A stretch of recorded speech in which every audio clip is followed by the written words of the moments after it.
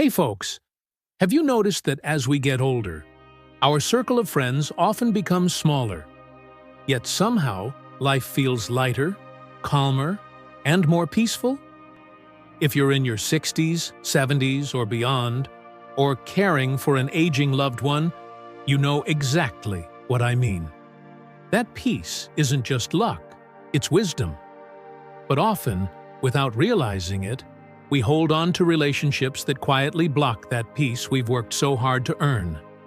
The truth is, some relationships, even ones we've had for decades, slowly drain us. They steal our energy, create stress, guilt, and emotional pain we simply don't need to carry anymore. Over time, this kind of emotional weight can even affect your sleep, energy, and health.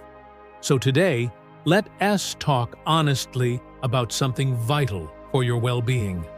The 5 types of relationships you must gently let go of after 70. This isn't tea about bitterness or blame. It is about choosing peace, self-respect, and emotional freedom in your golden years. Stay with me until the end, because one of these relationships Anders. Even a person, and releasing it might be the key to a whole new level of serenity. Before we dive in, I'd love to know, have you ever felt drained or weighed down by certain connections? If that sounds familiar, type a simple yes in the comments. You'll be surprised how many others feel the same way. All right, let's begin. Relationship number 1. The one-sided connection. The first relationship we need to examine is the one-sided kind. You know, those folks who only seem to remember you when they need something from you. They call when they need a favor. Maybe it's a loan, a ride, or just a sympathetic ear to complain to. But when you need them, they vanish into thin air. It is like they have an invisible cloak they put on the moment you might require a moment of their time or support. At 70, this type of relationship becomes much, much heavier. It's not just a minor annoyance, it actively drains your mental and emotional energy. I've seen countless patients, wonderful individuals just like you, become exhausted, even lose sleep, simply by trying to keep these unbalanced connections alive. You see, the constant giving without receiving, the perpetual sense of being on call for someone else's needs, it chips away at your inner peace. Our emotional reserves, like any other resource, are finite, and when they're constantly depleted without replenishment, it takes a serious toll. As we get older, our mental and emotional recovery time isn't as quick as it used to be. Every time your energy is drained by these interactions, your body and mind need much more time to bounce back. It's a biological reality. Your brain, which once could easily shrug off small stressors, now processes them with more intensity. And the lingering effects can disrupt your sleep patterns, affect your mood, and even contribute to physical aches and pains. You've worked hard your whole life, and you deserve to be treated with respect and reciprocity. You are worth more than being an emotional or financial ATM.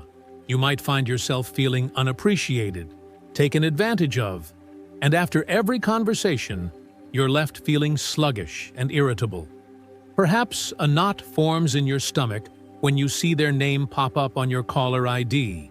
You might even dread social gatherings if you know they'll be there, knowing you'll be on the hook for something. These aren't just feelings. They are your body's way of signaling that something isn't right, that your boundaries are being crossed. I remember Edward, an 82-year-old veteran with a heart of gold. His son would call him frequently, always asking for money or various favors, but rarely, if ever, asked how Edward was doing or offered a helping hand. Edward always felt terribly guilty if he even considered saying no. He told me, "Doctor, I know my son loves me, but I feel like a walking ATM." The emotional burden of that guilt, the constant expectation, was weighing him down. He loved his son deeply, but he also recognized the imbalance. After Edward decided to gently, yet firmly, set some boundaries, saying no more often to requests that stretched him too thin, he felt like a ton of bricks had been lifted from his shoulders. He still loved his son, but now he loved himself more too. He discovered that setting boundaries didn't diminish his love. It strengthened his self-respect. Time doesn't make a relationship meaningful, dear friends. Effort and care from both sides do. It's about mutual respect and genuine connection, not just convenience. It is perfectly okay for you to take a step back. You don't have to end things harshly or confrontational. Simply, slowly reduce your emotional investment. Decrease the frequency of calls, shorten your visits, or politely decline favors that drain you. You can say, "I'm not able to help with that right now," without offering a lengthy explanation. Remember, no is a complete sentence. Your energy is precious, and you get to decide where it's best spent. Invest your valuable time in people who make you feel seen, heard, and truly appreciated. That is your right. You've spent a lifetime giving to others. Now is the time to nurture the relationships that nurture you back. This doesn't mean you're being unkind. It means you are being kind to yourself, protecting your peace, and honoring your well-being. And that, my friends, is one of the kindest things you can do. Relationship number 2, the constant complainer. The second relationship we often need to reevaluate is with the perpetual pessimist. Do you have a friend or a family member who always seems to be complaining? It's as if nothing is ever good enough for them. The weather, the government, their neighbors. They always have something to criticize. Every time you meet with them, you feel your spirits sinking, don't you? It's like walking into a cloud of gloom that just clings to you, making your own bright day feel a little dimmer. Negativity is contagious, folks, and at this stage of life, your peace of mind is your most precious treasure. Research has consistently shown that constant exposure to negativity can elevate stress hormones like cortisol in your body. This doesn't just make you feel tired. Over time, it can negatively impact your blood pressure, your sleep quality, and even your overall cardiovascular health. Your body is a finely tuned instrument, and constant discordant notes of complaining can throw it completely out of sync. Think about it. Your peace of mind is directly linked to your physical well-being. Our immune systems and our ability to cope with stress aren't as robust as they were when we were younger. Every time you're bathed in negativity, your body has to work harder to maintain balance. This constant effort exhausts your system, leaving you more vulnerable to illness and general fatigue. Your mental filters are also less resilient. What you once might have brushed off now tends to stick and fester. This takes away from the joyful moments you should be experiencing. You might feel heavy, drained of energy, and even get a headache after spending time with these individuals. You could find yourself rehashing their complaints in your own mind long after the conversation is over, effectively extending their negative influence on your day. It's a subtle form of emotional pollution that can sneak up on you. I recall Doris, a retired teacher who had a lifelong friend from high school. This friend, however, was perpetually critical of everything and everyone. Doris would often leave their lunches feeling utterly exhausted and disheartened. "Doctor," she told me, "I loved her dearly, but after an hour with Susan, I felt like I needed a week to recover." One day, I gently suggested she try reducing the frequency of their get-togethers. Initially, Doris felt uneasy, fearing she'd be abandoning a friend, but slowly, she started spending more time with other friends who loved to talk about positive experiences, share joyful memories, and simply laugh. After a few months, Doris excitedly shared, "Doctor, I've rediscovered my zest for life. I didn't realize how much Susan's negativity was holding me back." She learned that sometimes a little distance is an act of self-preservation. If someone consistently brings clouds into your sunny day, limit the amount of time you spend with them. This doesn't mean you stop caring about them entirely. It simply means you care from a safe distance, protecting your mental and emotional space. You can still send a thoughtful card or a quick phone call, but perhaps skip the long, complaint-filled visits. Fill your days with people who speak of gratitude, small joys, beautiful memories, and laughter, not endless gripes. Your health and your peace of mind deserve nothing less.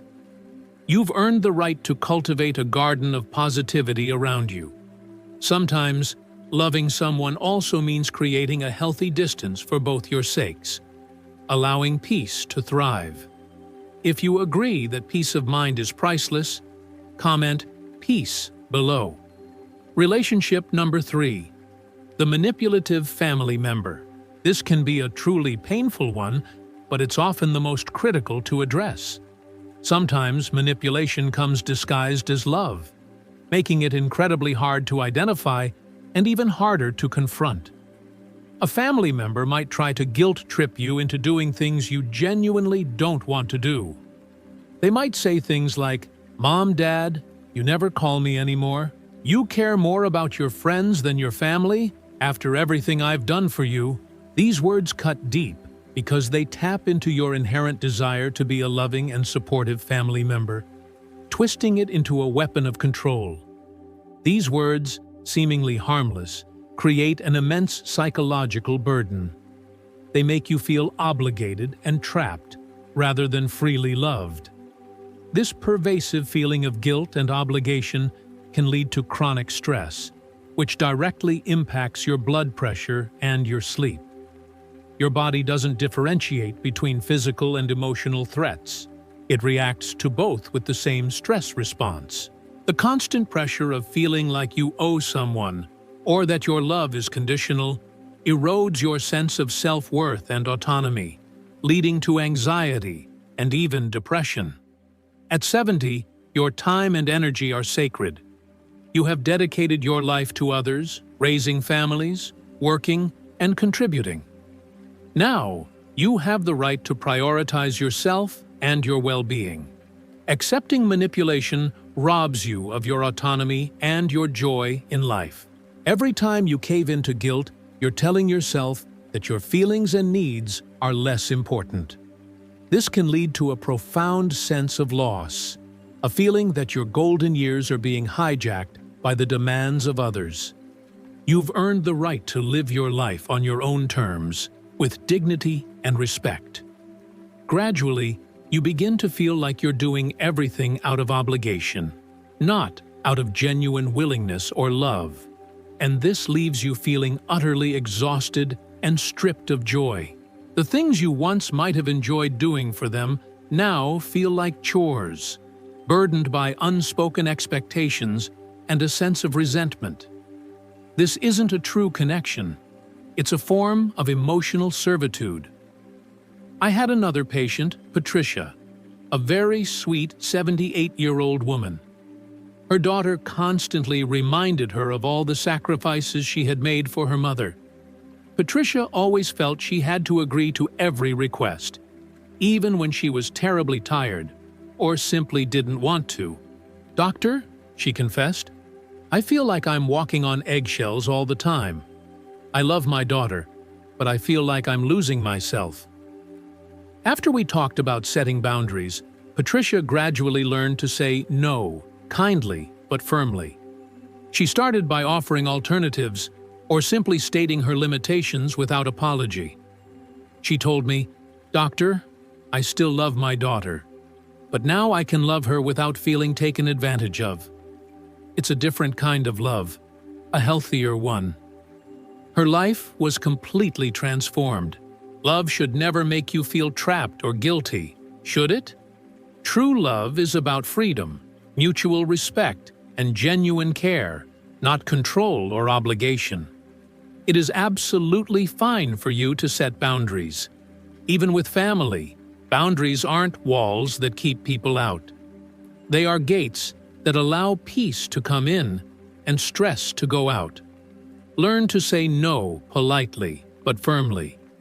You can say, "I appreciate you thinking of me, but I won't be able to do that." Or, "My schedule is quite full these days." You don't owe anyone an explanation or an apology for prioritizing your own well-being. If someone continually uses guilt to control your choices, gently step back. You can still love them, but from a healthier distance. You have the right to be in charge of your own life. This isn't about being selfish. It's about self-preservation and ensuring your remaining years are filled with peace and genuine connection, not constant emotional turmoil. Setting boundaries isn't a lack of affection. It's a way to protect true affection from being ruined by resentment. Relationship number 4, the gossip group. The fourth relationship is with the gossip group. You know this group, don't you? That clique that always has something to say about everyone else. Who's doing what? Who said what? Who looks a certain way? In your 30s or 40s, it might have felt like a juicy pastime, but now it just creates unnecessary noise in your mind. It's a distraction from what truly matters, and it can leave you feeling empty and perhaps even a little dirty. It's like listening to static when you're trying to enjoy a beautiful symphony. Gossip doesn't build a real connection. It breeds comparison, judgment, and insecurity. And after 70, you simply don't need that kind of stress. Negative talk, even if it's not directed at you, can disturb your peace of mind, leading to anxiety and disrupted sleep. When you engage in gossip, you're not just listening to negativity. You're also exposing yourself to the fear of being the next topic of conversation. This can elevate your stress levels, causing your heart to race and making it difficult to relax and find true rest. Our brains, as we age, need peace and clarity to function at their best. Constantly processing trivial, negative information overloads your mental circuits, making you feel more tired and less focused. It diverts precious cognitive resources away from more meaningful thoughts and activities. Your brain is not a landfill for other people's drama. It's a sanctuary for wisdom and cherished memories. Engaging in gossip also prevents genuine connection, as it focuses on superficial judgments rather than authentic understanding. You might feel uncomfortable, restless, or even a little guilty when participating in such conversations. You might notice a subtle shift in your mood, a loss of the joyful ease you had before joining the group. Instead of feeling energized and uplifted, you feel weighed down by the negativity and judgment. It's a subtle form of spiritual erosion, slowly chipping away at your sense of peace. I remember George, a 75-year-old man, who used to be part of a coffee shop group that loved to indulge in gossip. He told me, "Doctor, I often went home feeling heavy, like I'd just heard a bad news report, even though nothing bad had happened to me personally." I encouraged him to seek out a different kind of social circle, a group that shared stories of travel, family joys, or discussed books and current events with a positive spin. George took my advice, and he later told me, "Now I feel inspired and much more optimistic after every get-together. It's like a breath of fresh air instead of a suffocating cloud." He found that true camaraderie comes from uplifting conversations, not from tearing others down. If you often find yourself sitting with people who love to gossip, try gently changing the subject. Introduce a new, positive topic, ask about their day, or share an inspiring anecdote. If they persist in their gossip, politely excuse yourself. You can say, "It's been lovely, but I need to run some errands," or "I'm going to grab another cup of coffee." You don't need to make a grand statement. Just quietly remove yourself from the negative energy. That's not being rude. That's self-respect. Instead, spend your time with people who share stories, wisdom, and memories, not rumors. Seek out those who leave you feeling refreshed and uplifted, not drained. Remember, the quality of your conversations profoundly impacts the quality of your life. When was the last time a conversation left you feeling inspired rather than drained? That's precisely the kind of friendship you need more of in your life. If you believe meaningful conversations bring peace, comment wisdom below. Relationship number 5. The relationship with the past. Finally, but certainly not least important, is your relationship with the past. Yes, this relationship isn't with a person, but it's often one of the hardest to let go of. Many seniors quietly cling to regrets.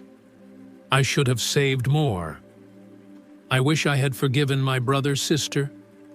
If only I had taken better care of my health. These thoughts, often replayed over and over, can become a heavy mental burden, preventing you from fully embracing the present. It's like trying to drive forward while constantly looking in the rearview mirror, unable to see the beautiful road ahead. These if-only thoughts can steal your present peace. They are a form of self-punishment that serves no beneficial purpose. Persistent regret can lead to depression, anxiety, and significantly impact your quality of life. Emotionally, dwelling on the past keeps you tethered to moments that can no longer be changed, preventing you from forming new, positive memories.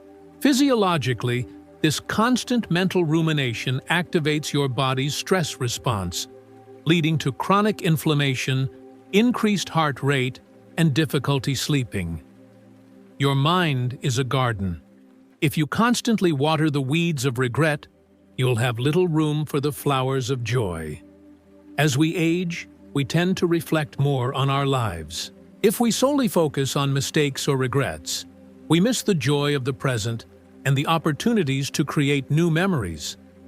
Our cognitive processes naturally lean towards reviewing our life's journey, and if that review is dominated by negativity, it shades every other experience. This kind of mental loop can be particularly draining, consuming mental energy that could be spent on engaging with the world, learning new things, or simply enjoying the quiet moments of life. You deserve to savor your present, not to be haunted by your past. You might feel heavy-hearted, melancholic, and find it difficult to enjoy the small pleasures of everyday life. The beauty of a sunrise, the warmth of a grandchild's hug, the taste of a delicious meal. All can be overshadowed by the persistent whisper of what if, or I should have. This mental fog can make you feel isolated, even when surrounded by loved ones, because your mind is constantly replaying old tapes. I once met Helen, an 80-year-old woman who lived in a house filled with old letters and memorabilia that constantly reminded her of things she wished she had done differently. She suffered from insomnia and frequently lamented about the past. "Doctor," she confided, "it's like I'm living in a museum of my regrets." After many conversations, Helen gradually learned to forgive herself and others. She started decluttering her old letters, keeping only the truly joyful memories and letting go of the items that only brought pain. Helen told me, "Doctor, I feel like a gigantic weight has been lifted from my shoulders. I can finally sleep soundly and actually see the beauty in today." She discovered that releasing the past wasn't about forgetting, but about creating space for peace. The past is not a prison, dear friends. It is a teacher, and its lessons have made you wiser. At 70, life is not about looking back with regret. It's about looking forward with peace and hope. You still have time to love, to laugh, to enjoy small blessings. Letting go of the past doesn't mean forgetting it. It means accepting it with grace and freeing yourself from its burden. Think of it like a beautiful photo album. You cherish the pictures, but you don't live inside them. You allow them to be a part of your story, but not the entire narrative. Practice mindfulness, focusing on the here and now, even for a few minutes each day. Is there a memory that still causes you pain every time you think about it? Perhaps today is the day to finally set it down and walk a little lighter. Permit yourself to find peace. Your future self will thank you for the gift of a lighter heart and a clearer mind. Letting go of the past doesn't diminish your experiences. It allows you to live more fully in the present. As we wrap up, we've explored 5 critical relationships that can truly transform our golden years. But knowledge is only powerful when we put it into action. So now I have one important question for you. What is the one commitment you are making to yourself after watching this video? It could be as simple as, I will call a different friend this week, or I will gently say no to a request that drains me. Perhaps it's, I will spend 10 minutes today thinking about a happy memory, not a regret. Please share your personal commitment in the comments below. Let's inspire each other to take that first brave step towards a more peaceful life. And if you found real value and inspiration in our time together today, show your support by giving this video a like. To ensure you continue on this journey with us and never miss another video full of life-changing wisdom, hit that subscribe button. It's more than just subscribing. It's joining a community dedicated to living our best lives together. Thank you for watching. Stay healthy, stay wise, and I'll see you in the next video.